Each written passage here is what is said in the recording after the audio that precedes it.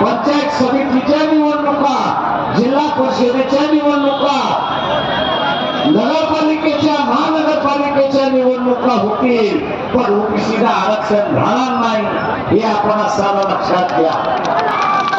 ओबीसीला आरक्षण राहणार नाही. आरक्षण गेलं असं समजा, आपल्याला पुन्हा आणायचं आहे. जे सरकार येणार आहे मध्ये भारतीय जनता पक्षाचं येऊ किंवा इथला असेल काँग्रेसचं येऊ, या दोघांनी सुद्धा ठरवलेलं आहे की ओबीसीचं शिक्षणातलं आरक्षण आणि नोकऱ्यातलं आरक्षण सुद्धा काढून घ्यायचं आहे. ठराव विधानसभेमध्ये मंजूर केलेला आहे की जनगणना आम्ही ओबीसीची करतो, आकडेवारी येत नाही, आकडेवारी येत नाही तोपर्यंत ओबीसीच्या शिक्षणाचं आणि नोकऱ्यातलं आरक्षण आम्ही असताना थांबवतो. मित्रो, काही ओबीसीच्या संघटना सुप्रीम कोर्टामध्ये गेल्या. सुप्रीम कोर्टाने त्यांचे पिटिशन्स एडमिट करून घेतले आणि केंद्र शासनाला विचारलं की तुम्ही जात जनगणना का करत नाही. भारतीय जनता पक्षाचं जे सरकार आहे, काँग्रेसचे जे प्रतिनिधी होते, त्यांनी सांगितलं की जात गणनेला आमचा विरोध आहे, ऍफिडेव्हिट मार्फत त्या ठिकाणी सांगितलेला. ओबीसी समूहाला माझं आव्हान आहे की आता जर आपण चुकलो,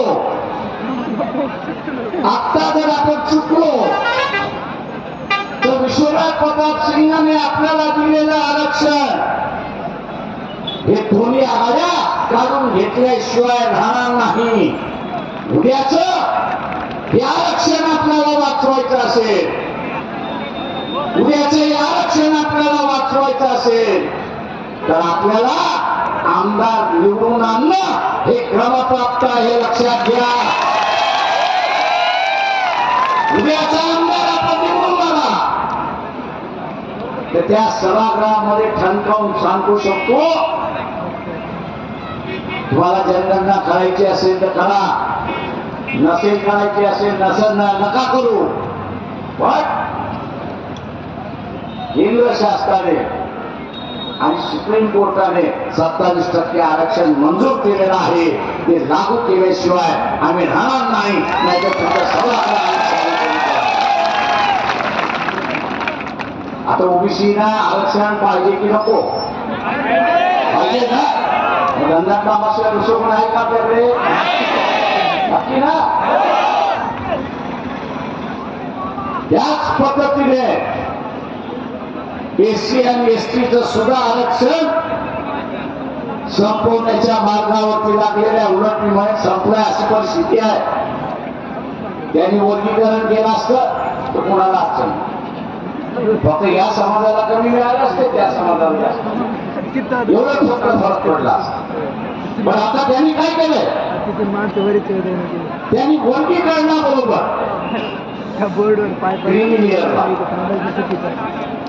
वर्गीकरणाबरोबर क्रीमी लेअर लावलं आणि त्या निर्णयामध्ये क्रीमी लेअर कोण याची त्यांनी असताना व्याख्या केली.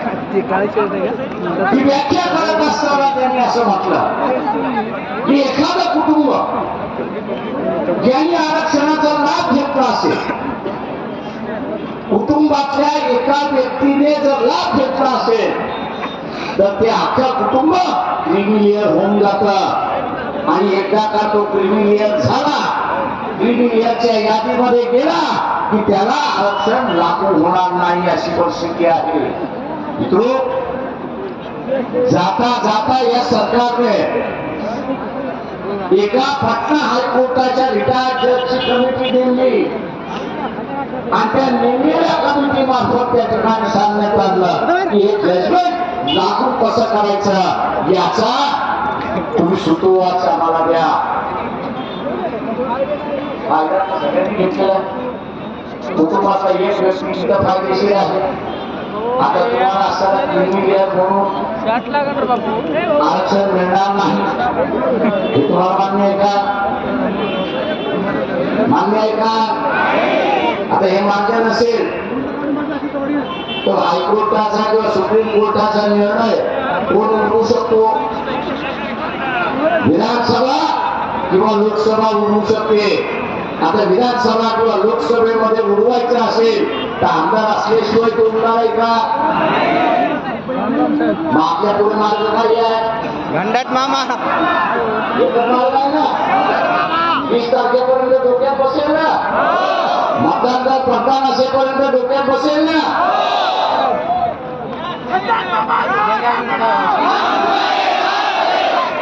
मैं यहाँ तमाम मुस्लिम भाइयों से ऐलान करता हूँ, मैं तमाम मुस्लिम भाइयों से ऐलान करता हूँ, निपुण शर्मा स्थान को आप लोग याद करते हो, दोहराते और हर बार जब मुसलमान निपुण शर्मा का नाम लेती है, उसका नाम लेते हैं तो 2-4 गालियां भी देते हैं. भैया क्यों गालियां देते हो? क्योंकि उन्होंने मोहम्मद पैगंबर के बारे में अनाप शनाप बातें कही. दुनिया भर के देशों, दुनिया भर के इस्लामिक देशों सरकार से यह मांगते कि निपुण शर्मा जो एक महिला है उसके खिलाफ कानूनी कार्रवाई हुई. कई मुस्लिम संगठन जो है वो सुप्रीम कोर्ट गए, लेकिन सुप्रीम कोर्ट जाने के बाद भी सुप्रीम कोर्ट ने कहा कि इस देश में ऐसा कई कानून नहीं है कि किसी व्यक्ति या किसी भगवान को या किसी अल्लाह को या प्रेषित को अगर कोई क्या अनाप शनाप बातें करता है तो उसमें कोई केस नहीं हो सकता, क्योंकि कानून बनाएंगे. इस खामिया को दूर करने के इस खामिया को दूर करने के लिए ये जो विधानसभा विधान परिषद बर्खास्त होने वाली है, वंचित बहुजन अघाड़ी ने मोहम्मद पैगंबर के नाम से एक बिल पेश किया. मोहम्मद पैगंबर के नाम से एक बिल पेश किया, ये कहा मोहम्मद पैगंबर हो या किसी भगवान के खिलाफ, किसी भगवान के खिलाफ अनाप शनाप की अगर बातें होती है तो उसको कम से कम 7 साल की सजा. आज ये बिल है, मैं कई बार कांग्रेस वालों से उनसे आग्रह कि आप जो है इसको कानून में तब्दीली कर. कांग्रेस वाले मुझे यही कहते रहे, प्रकाश भाई थोड़ा सा डर लग रहा है. तो मैंने कहा डर किस बात की? ये बीजेपी है, यहां पर आन पर आने दो. मैंने इतने साथ होते बीजेपी को अपने आन पे ही लेके खेल रहे हैं. मैं मुसलमानों से ऐलान करता कि इस बार का वोट मोहम्मद पैगंबर के नाम. मैं मुसलमानों से आग्रह करता हूं, विनती करता हूं, जिस तरह से आप टिपू शर्मा के नाम पर गालियां देते हैं, ऐसा व्यक्ति, ऐसी महिला दोबारा इस देश में पैदा ना हो, इसका बंदोबस्त आपको करना. और इसका अगर बंदोबस्त करना है तो कानूनी व्यवस्था से ही बंदोबस्त हो सकता है. मुसलमानों में गुस्सा कितना राजस्थान में जिसने एक पोस्ट निपुण शर्मा केस पर लिखी तो उसकी हत्या हो गई. ऐसी एक पोस्ट मतलब इतना गुस्सा बना हुआ. मैं मुसलमानों से कह रहा और ऐलान भी कर रहा हूं, मुसलमान मौलवियों से ऐलान, गाजी से ऐलान कर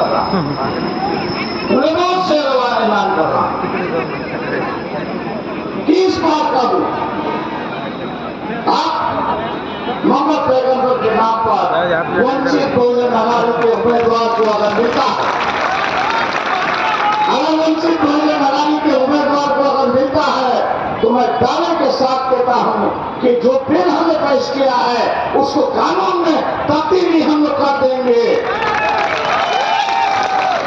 लेकिन कानून में तब्दीली करने के लिए आमदारों की जरूरत है, और मैं इसलिए दोबारा आपसे अपील करता हूं कि रंगन मामा के अलावा आपके पास कोई रास्ता नहीं है,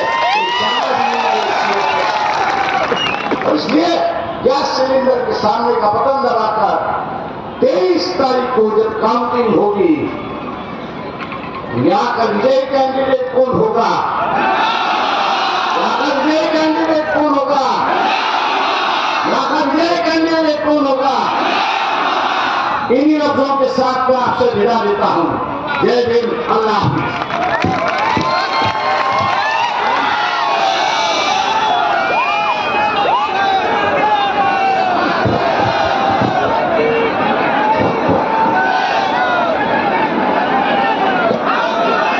धन्यवाद साहेब.